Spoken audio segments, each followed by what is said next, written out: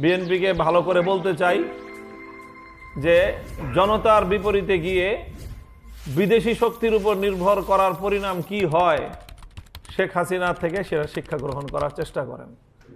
আমরা চাই না বেগম জিয়ার সন্তান শেখ হাসিনার আনুগত্য করুক।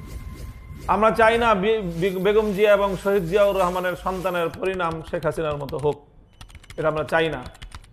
কাজেই গণভোটের যে রায়, 68% মানুষ গণভোটে হ্যাঁ ভোট দিয়েছে, আর বিএনপি ধানের শীষে ভোট পেয়েছে ইঞ্জিনিয়ারিং এর পরেও 50%-এর কম।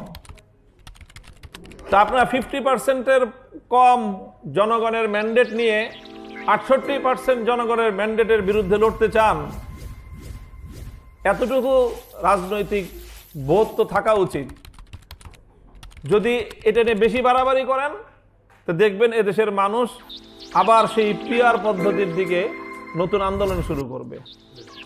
68% মানুষের জনগণের রায়কে আপনার বৃদ্ধাঙ্গুলি প্রদর্শন করার দুঃসাহস দেখাচ্ছেন লেস দেন 50% জনগণের ভোট নিয়ে।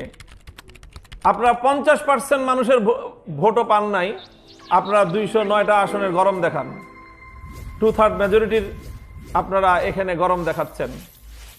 কাজেই আমরা শহীদ প্রেসিডেন্ট জিয়াউর রহমান, বেগম খালেদা জিয়া আপোষহীন, আমরণ আপোষহীন নেত্রীর তাদের যেই দলীয় অবস্থান, তাদের যে দলীয় আদর্শ, সেটাকেই আজকের এই বিএনপিকে অনুসরণ করার উদাত্ত আহ্বান জানাবো। এবং আমাদের শেষ কথা হলো এটাই যে গণভোটের রায় কোনো ধরনের চুলচেরা ছাড়াই, এটাকে কোনো ধরনের কাটাছেঁড়া ছাড়া এটাকে অক্ষরে অক্ষরে বাস্তবায়ন করুন। দেশের আমরা বিরোধী পক্ষে যারা রয়েছি, রাষ্ট্র পরিচালনায় আপনাদেরকে সর্বতোভাবে সহযোগিতা করব।